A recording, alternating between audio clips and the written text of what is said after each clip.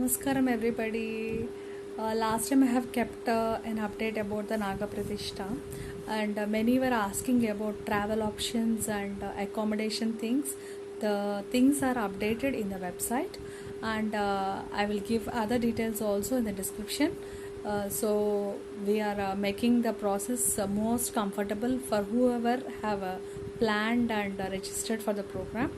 If you want to register, there is a link below called as isha.co/naga. You can register that, and you can just read the description for all your doubts. Namaskaram. Thank you.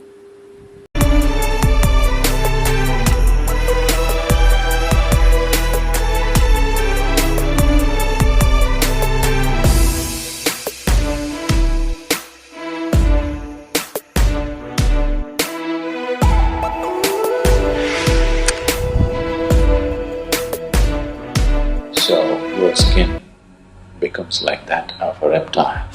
When that happens, we say you have Navadosa. There have been any number of people like this. Now I'm talking about this energy changing in a certain way.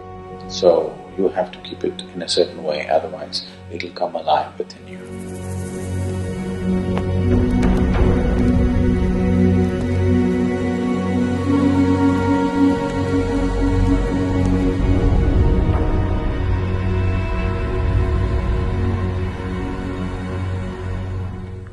This is a strange country.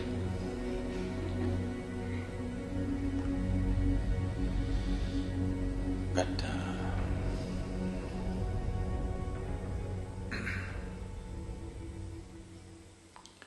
there are people who are seriously affected by what's called a sarpadosha. Knowing this, when you say sarpadosha, usually it affects the skin. Today, modern medicine dismisses it as rubbish, superstitious. But we can get you certain cases of skin ailment. Do what you want. You cannot diagnose what it is. For sure you cannot cure with your medicine, whatever kind of medicine you give. And it's not very rare. It's quite on in many ways. So, there are certain other aspects in nature which affects one's health and well-being. There is, in our body, the five elements on a subtler level have manifested themselves as panchapranas, as the five forms of basic energy in the system. One aspect of it is very directly and closely related to what we refer to as snake. To understand this, we have to see it this way. It is only in your mind that you think you are a separate piece of life. As far as this planet is concerned, you, the insect, the worm, the snake, the elephant, the buffalo, and the tree and everything is same. It just throws itself out in many different ways and sucks it back. You have ideas about yourself. Similarly, ant has ideas about itself. But as far as the earth is concerned, it bursts out in the form of various types of lives and sucks it back when it's time. All your ideas, no matter what kind of ideas you have about yourself, when the Mother Earth decides to suck you back, where do your ideas go? You could have written a book. Somebody else reads it and gets confused. But all of them, all kinds, have been sucked back, isn't it? Every kind. As far as the earth is concerned, you, the worm, the insect, the snake, the bird, the tree, it's all the same stuff. The idea that I am this is your idea. Doesn't matter who you are. It'll suck you back and need you as a part of itself. Nobody has gone anywhere else except here, isn't it? So, the energy is the same, the material is the same. You and the snake, you and the insect are made the same way. So nobody can claim it is all, that you are something distinct life. It is not distinct life, it is… Even according to science you can see, all of us are made of carbon as far as… Are you made of silicon? No. So, it is all the same stuff, made the same way. From a single cell in a leaf in a plant to yours, it's not very different, it's just evolution. Little different grade, that's all, same stuff. So, because of certain reasons, it so happens that your Vyana Vayu or the Vyana Prana behaves in a certain way. So, your skin becomes like that of a reptile. So when that happens, we say you have Nagadosha. So there are various ways to get rid of this. You know, in India, there are people that if you have a snake bite, just by uttering a mantra, they will relieve you of your poison. Do you know this? Long distance. You heard of this man who became very famous from Anekal in Karnataka? Huh? A station master. All you have to do is call him on the phone and tell him your name and what snake bit you. From where he is, he will relieve you by poison. It is a proven fact, it's no more a joke. And this is not the first one, there have been any number of people like this. So, one way of understanding life is the chemistry of it. Another way of understanding life, the much subtler way of knowing life, is the energy of it. So when we say sarpadosha, we are talking about the energy.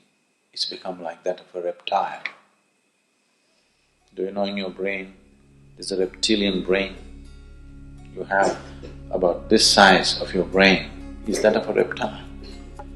Within your brain, there is a brain which is about the size of something like a crocodile's brain. All this is not human brain, there's a reptilian brain inside. So that reptile can manifest itself because your energies begin to function in a certain way, and that can be relieved by doing certain things. Why in the Bhairavi temple we set up Sarpa Seva, and the Sarpa Seva is done with the termite hill earth. You know this?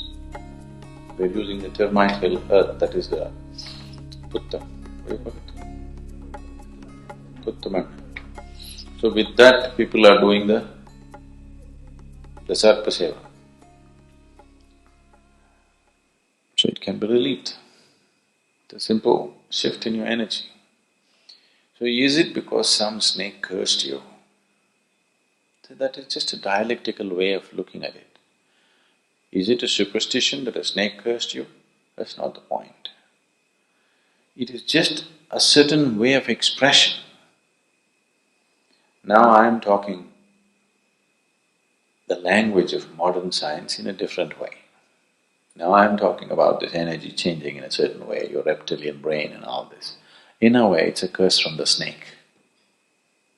When you get it, it's a curse, isn't it? When you have it, it is very much a curse, isn't it?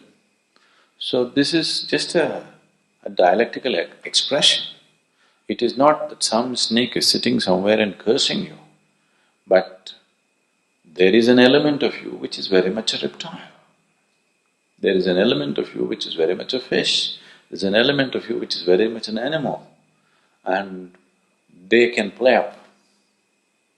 Nobody can deny, even modern science cannot deny that all these animals exist within you in some dormant form, isn't it? The evolutionary process is very much present in the body, and They can come alive for various reasons. It is a curse from the snake. Curse from the snake does not mean there is a snake sitting outside and cursing you. There is a snake sitting inside and cursing you. And that can be dealt with in a certain way, because it is quite a common problem. That's the reason why we set up the Sarpa Seva for the people. We build temples. The southernmost tower in Tamil Nadu is a Naga. There's another one, Sarpa, in Kerala, it's a very famous temple. Manarshala, whatever that is, that's a very famous snake temple. So everywhere they set up this thing so that people go to work it out. And in the process of evolution, reptile is a very significant aspect. And in the evolution of the being, snake is a very important step. And because of that, that's a reason why in India, if you happen to kill a snake, you give it a funeral, you know. People actually give it a funeral, you know. Yeah, yes, they'll put a coin, a milk, ghee, whatever. Whatever you do for the people, a human being, you do that because it is closely related to you on one level. Well, modern expression is you have a reptilian brain. The yogic expression is, in the evolution of the being, snake is an important step. So you have to keep it in a certain way, otherwise it'll come alive within you. Naga Naga Nagendraya, Naga Naga Nagendraya, Naga Naga Nagendraya. This is one creature where its life energy is not individual, it is universal to its whole clan.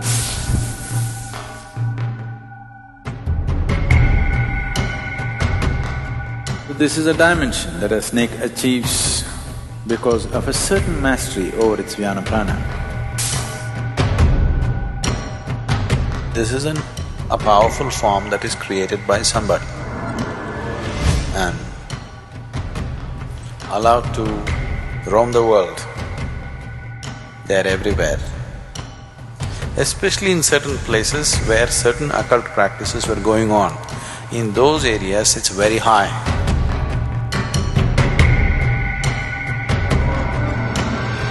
He will become a great force of healing and well-being.